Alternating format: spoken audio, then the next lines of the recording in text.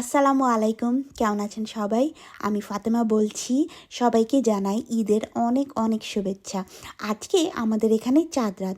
তো প্রবাসে থাকি তো কি হয়েছে, ঈদ করতে হবে না? তাই আমি এই কিউট ব্যাগটি নিয়ে চলে যাচ্ছি শপিং করতে। লিও, লিও, মামি। মার্কেটে অনেক রাশ ছিল।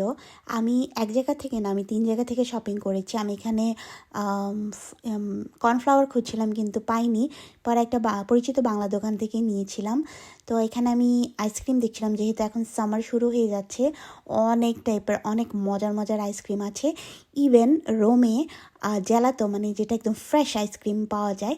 আমার এক ভাইয়ার দোকান আছে, অবশ্যই নিয়ে যাব, আপনাদেরকে দেখাবো। তো এই তো আমার শপিং শেষ, দেখুন। এখানে আমি পেঁয়াজগুলো কেটে রেখেছি। আজকে আমি পেঁয়াজে বেরেস্তা করব, তো আমি পেঁয়াজগুলোকে এভাবে কুচি কুচি করে কেটে নিয়েছি। তো এই দেশে পেঁয়াজগুলো বেরেস্তা করতে গেলে সুন্দরভাবে বেরেস্তা হয় না, তাই আমি একটা ট্রিক ইউজ করব। সেটা হচ্ছে আমি এখানে কর্নফ্লাওয়ার ইউজ করব। তো এখানে অল্প করে কর্নফ্লাওয়ার ইউজ করছি।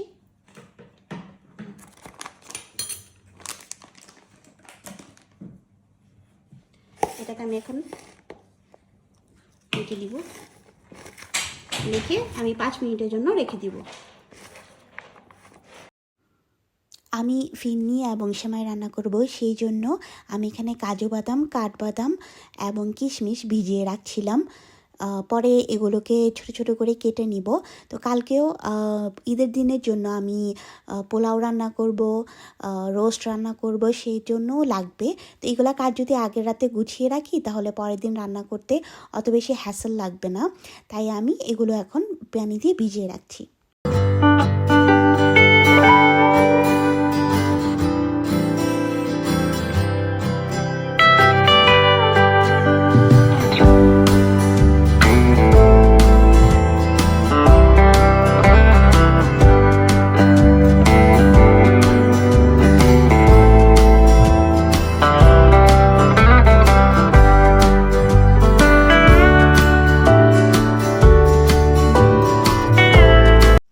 তো আমি ফিরনিতে দেওয়ার জন্য এই জাফরানটা ইউজ করি। এই জাফরানটা অনেক সুন্দর, এবং আমি মাওয়ার বদলে এই পারমিজান চিজটা ইউজ করি। এটা গ্রেট করা পারমিজান চিজ, এবং মাওয়া পাইলে মাওয়া ইউজ করা যেত, যেহেতু আমি মাওয়া হাতের কাছে পাইনি, তাই আমি পারমিজান চিজটা ইউজ করি।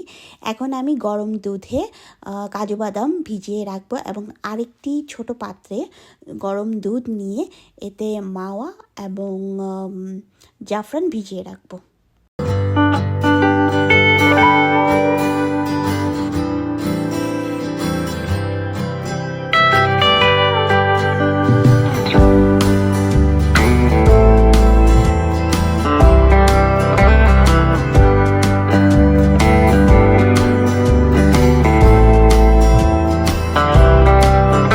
আমি এখানে সেমাই রান্না করছিলাম। আমি সেমাইটাকে ঘি দিয়ে ভেজে নিয়েছিলাম, পাশাপাশি দুধ গরম করতে রেখেছিলাম। এই সেমাইটাকে পরে আমি নারকেল দিয়ে বাদাম দিয়ে ভেজে পরে দুধে ভিজিয়ে রান্না করেছিলাম।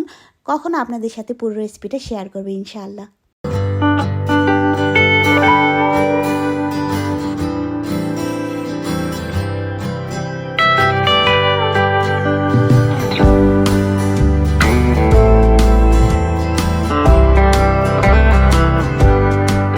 পাশাপাশি আমি বেরেস্তাটাও করে নিচ্ছি।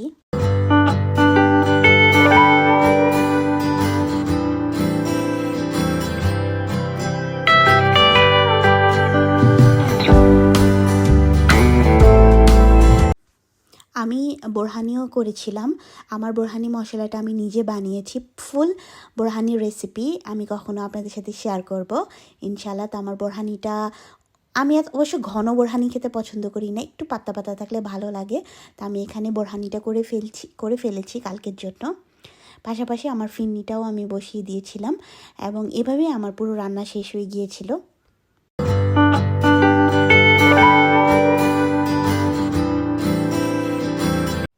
আমি এখানে গরুর মাংস শুধুমাত্র আনাম গরম মশলা এবং টক দই শুকনো মরিচ দিয়ে ম্যারিনেট করে রেখে দিয়েছি। এটা সারা রাত্র ম্যারিনেট হবে। এখানে আমার সেমাই এবং বেরেস্তা হয়ে গিয়েছে। তো কালকে রান্না করতে তেমন একটা হ্যাসেল হবে না এবং সুন্দরভাবে আমাদের ঈদটা আমরা সুন্দরভাবে উদযাপন করতে পারবো। তো সবাই ভালো থাকবেন, সুস্থ থাকবেন। আবার সবাইকে জানাই ঈদ মোবারক।